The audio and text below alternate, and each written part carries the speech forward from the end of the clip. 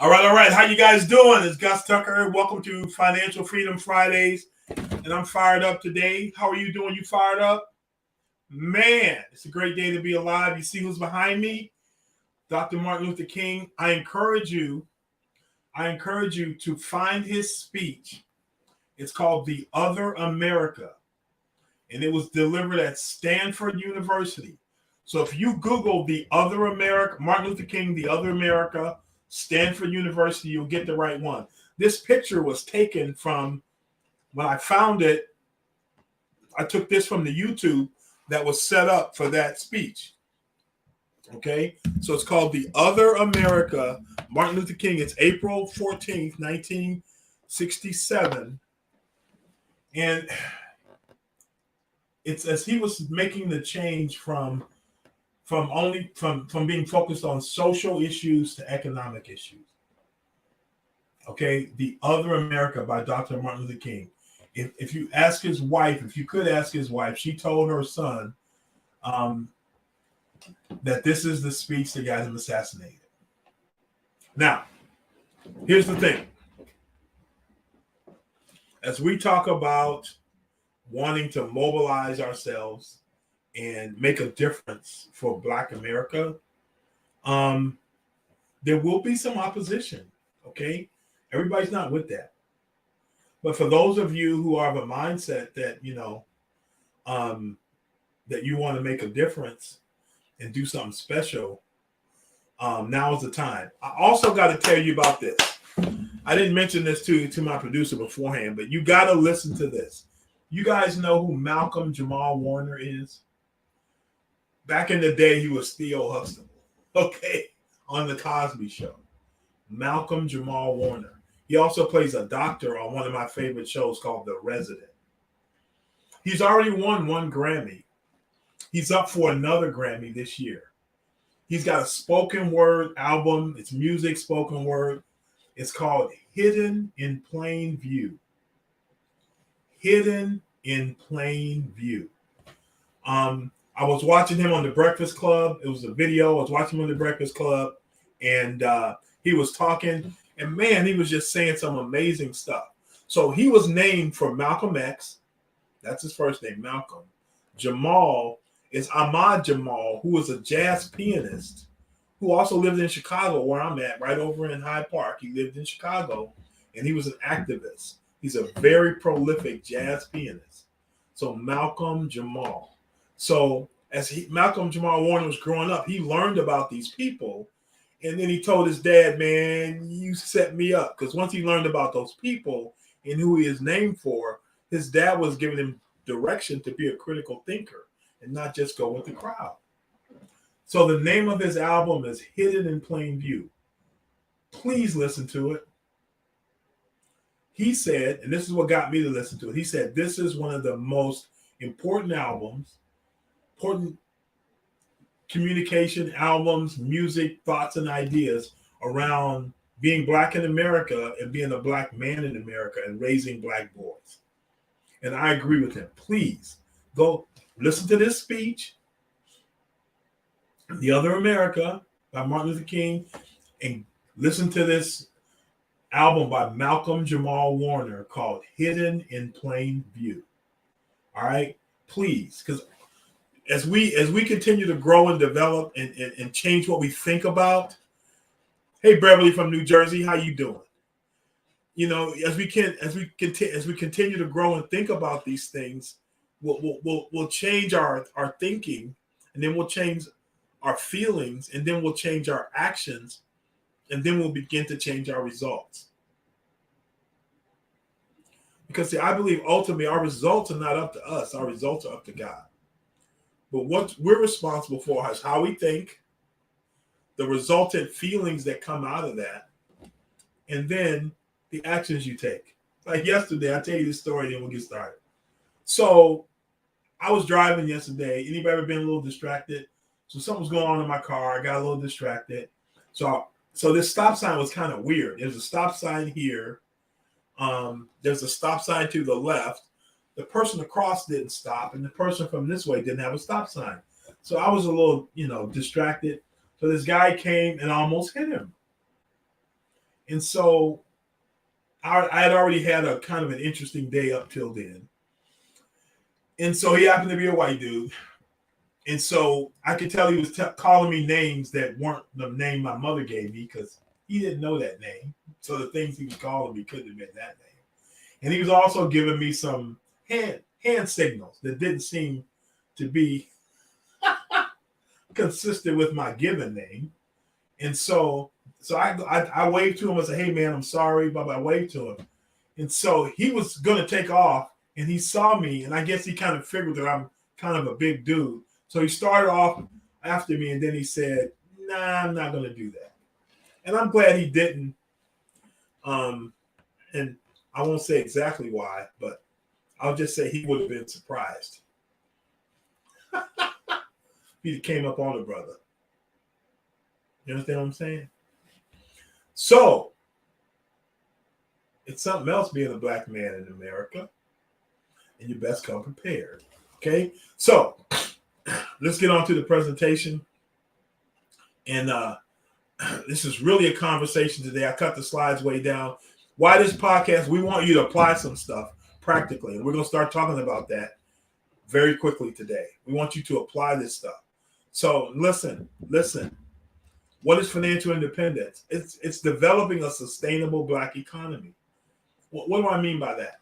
Before integration, the black economy was stronger than it is today. Why? Because in Tulsa, in other places, in Alabama and other places, there was a black community. Not just black neighborhoods, but black community where people lived to a certain standard and they held each other to a certain standard. When I grew up, right, in the 60s, I could get a whooping from any number of people on my block. You understand what I'm saying? And I did. Somebody see me doing something, they call my mother, they whoop my behind and send me home. I get whooped again. You know what I'm saying? So, it wasn't no, I'm going to call the cops, you hit my child. No, as a community, we were looking out for one another's kids. Because they knew my mother didn't want me doing what I was doing. So they would step in. So if we're going to develop a community and develop an economy together, community accountability. We need to be together as a community that's committed to some values together. That's the only thing that holds us together, man, is us holding to a set of values that create order in our society. Otherwise, everybody does what's right in their own eyes and it creates chaos. Okay, I was on a conference call. My church is primarily African, right?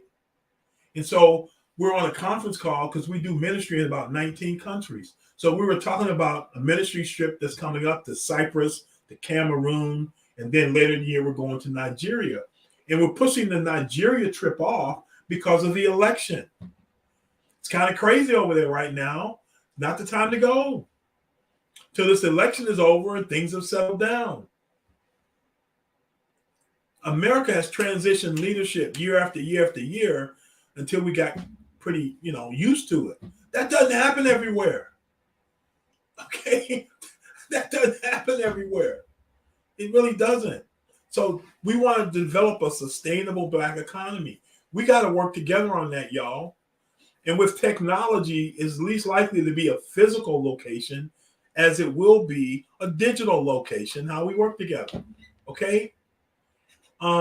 Study Claude Anderson. I'm not saying he's the guy, but he will challenge you to think. Read his bibliographies, right? And get those books and start developing your own thinking about what does it mean to have a sustainable black economy? What is it that black people need to do to really, really participate in this world we live in a meaningful way? Because since 1860, our percentage of the wealth in the U.S. hasn't changed. Still less than 1%. There's a lot of millionaires. There's a lot of people who are billionaires, trillionaires, quadrillionaires since 1860. Okay, so we want to work and grow together as a group. And the powers that be, if they hear a consistent message from us, then they'll begin to act consistently. Because if they don't, they won't get reelected. Okay? So be proud to be a black person in America. I've never been prouder to be black than I am right now. And for me, it wasn't always that way. I felt like a victim. I don't anymore. Your existence is the proof of your magnificence. Man, if people would have been through all the stuff we've been through, it's a wonder we're still here. And that's one of the songs on Malcolm Jamal Warner's album. It's called Master Magicians. It's how we've mastered turning bad situations into positive situations. We're master magicians as a culture. You understand what I'm saying? Okay. This is the book, a Black History reader. Suggest you get the book. Suggest you read it. Okay, because we're not gonna go through any of it today. So please get this book and read it. It's very thought-provoking. It will challenge you to do your research. It will challenge your assumptions about a lot of things. Please get the book and read it. Now, money tips for 2023. How did you do in 2022? Every business, check this out. Every real business has a profit and loss statement, and they review it on a regular basis. Why? Because when you own your own business, you don't want to be doing bad for a long time before you fix something. How long do you want to be doing poorly or not as good as you could be before you turn things around? Man, as soon as possible. As soon as possible, you want to see something that's wrong, you want to fix it and keep getting better. So do you want your next 5 years to be like your last 5 years, or do you want them to be better? Okay, so you got to inspect what you expect. You got to inspect what you expect. How many of y'all got kids? How many of y'all told them to clean their room? And they come back, Mom is clean, Dad is clean. And you go look in there and you go like, can you please define clean? Because their idea of clean and your idea of clean is like, so you have to go in there and help them get it to the standard and say, okay, this is clean. And when you go back to inspect it, you can now expect it to look like what you wanted it to. Do you feel me? You got to inspect what you expect. What do you want your finances to look like? How much money do you want to have at the end of the month, year, that you can save and invest? You got to inspect what you expect. So you got to do some work. You got to do some work. You got to get an app like Rocket Money or something like that, Mint, something like that. Put all your accounts in there, figure out where your money's going. Stop stuff that's not benefiting you. It's like start, stop, continue. Start doing stuff that's going to help you. Stop doing stuff that's going to hurt you. Continue doing stuff that's good. Start, stop, continue. Start, stop, continue. Start, stop, continue. Does that make sense? So we want to start making more revenue, don't we? Don't we want to make more money in 2023? Yes. We want to stop spending it on stupid stuff that doesn't benefit us. So our profit will go up. How do you know your profit's going up? You're saving and investing more money. So how much did you save or invest, or save and invest? Save is like 0 to 1 year, 1 to 5 years. When I hear the word invest, it's 5 years plus. I'm not going to touch it. Anything under 5 years is savings. 1 year short-term savings, 1 to 5 year midterm savings, and then 5 years plus. Some people think longer for long-term, like 50 years, 100 years, 200 years.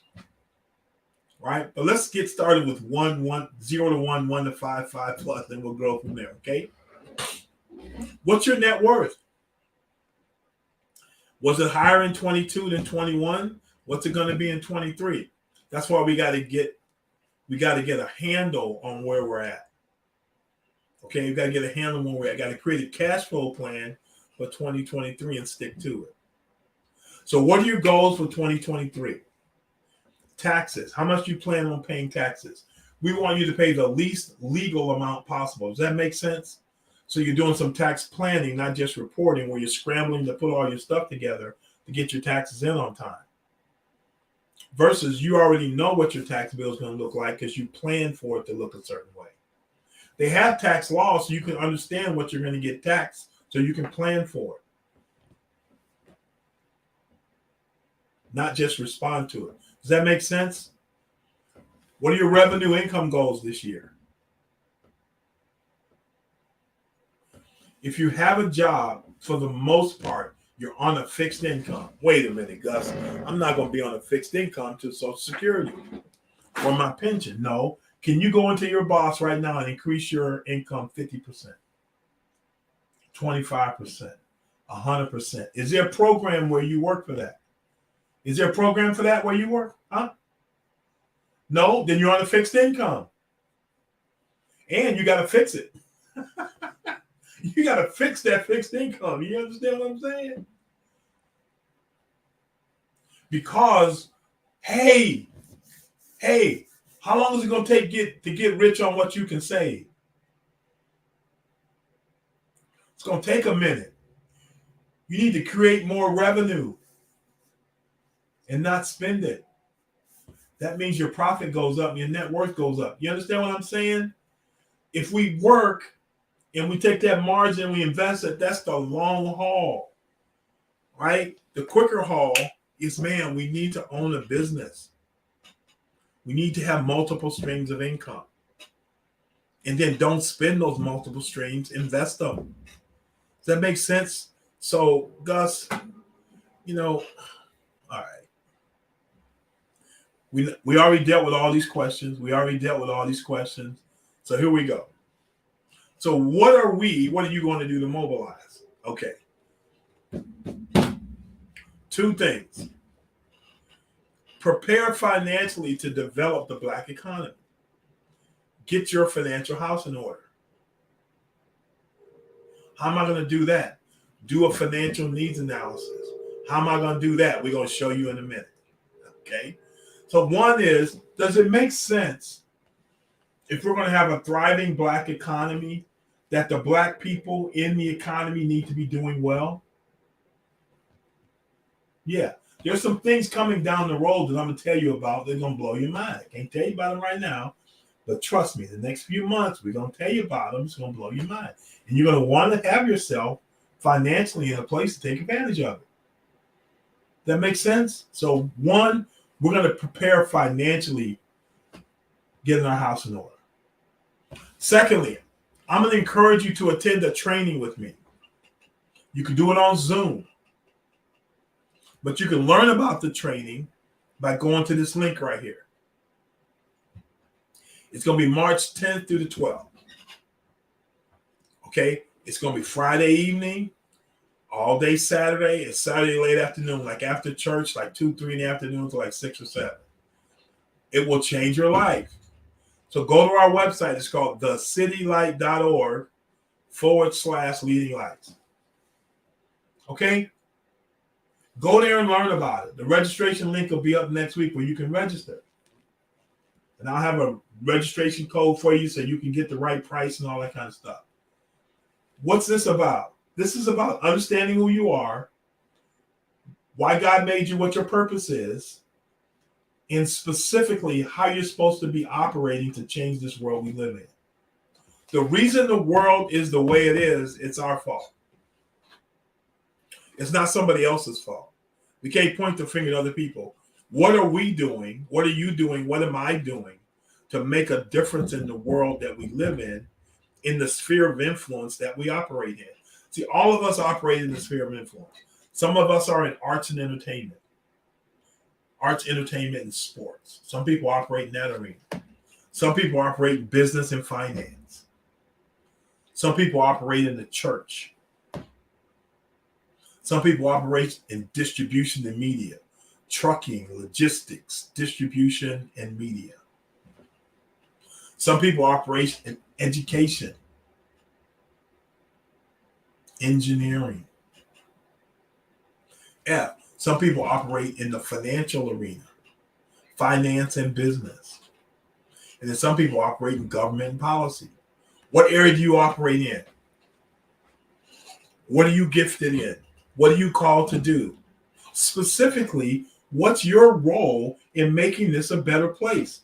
It's the responsibility of everybody that's on this place called Earth to know what their role is and to be operating in it. You have a specific plan that you need to be operating in as a person, and your economic plan needs to support that. So it all works together. Does that make sense? So I want you to come do this training with me. I'm one of the trainers, and a bunch of people from our church who are geniuses. I am not the smartest guy in the room by a long shot. Got some certified genius types teaching this course. It's worth tens of thousands of dollars, and we don't charge that. Some of the best training I've had in my entire life, and I've worked with 4 Fortune 50 companies, and I went to the University of Chicago for my MBA. So I've been to some educational institutions, some classes. This is some of the best training that's available on the planet. I'm telling you it is. Okay? You need to be there. Now, next thing we're going to do. So you want to do that in March. Now, Black Economic Empowerment Workshop. The question mark is gone. Yes, we're going to do it. We're going to do it in April. We're going to do this workshop in April. And here's the thing. It's not going to be free. It's not going to be free. It's going to be a charge for it. We're going to have materials for you. And we're going to have work for you to do. Now, here's the thing. Every family needs to make some key long-term important decisions. Let me ask you a question. Think about your family. And I want to ask you a question. What if everybody in your family that's passed away, in all the generations before you, there was a trust set up and there was an insurance policy on everybody that died of $250,000 to $500,000. And then half that money went to the family and half that money went into the family trust that ended up becoming a family bank over time. How much money would your family have had when you came along? How much money would be in that family trust? Just from that one thing, an insurance policy, not counting businesses you would have owned, real estate you would have owned, investments you would have made, just from that one thing. Why didn't it happen? 1, weren't educated. 2, didn't make the decision to do it. And 3, didn't stick with it. We got to do all the above. Make the decision, execute, stick with it. Long-term important decision. Save money for unexpected life events. Emergencies aren't emergencies when they happen if you have the money. It was just an unplanned event. If you don't have the money, then it's an emergency. Get out of consumer debt, where we're paying 9, 10, 15, 20% for stuff that doesn't make us money. Learn how to manage your cash flow so it's going to the right place. Okay? Everybody gets sick, old, and dies. Everybody does. And that causes risk for your family. If you get sick and you can't work, there's the health expense, and then there's a lack of income. When you get old, the family has to come around you to help take care of you. If you don't have things like long-term care insurance and things like that, you haven't provided for. When you pass away, income stops. How does that get taken care of? Well, there's a way to manage that risk. It's called insurance. Insurance is a risk management tool because there are things that can happen that are out of your control. Right? Right, Cheryl, in Texas? There are things that happen that are outside of your control that you want to manage with something called insurance. Hey, Ursula. Thumbs up to you, sister. You know, things happen out of your control and you want to use insurance to manage risk. That's why all major companies, they have insurance on their plant, property, and equipment.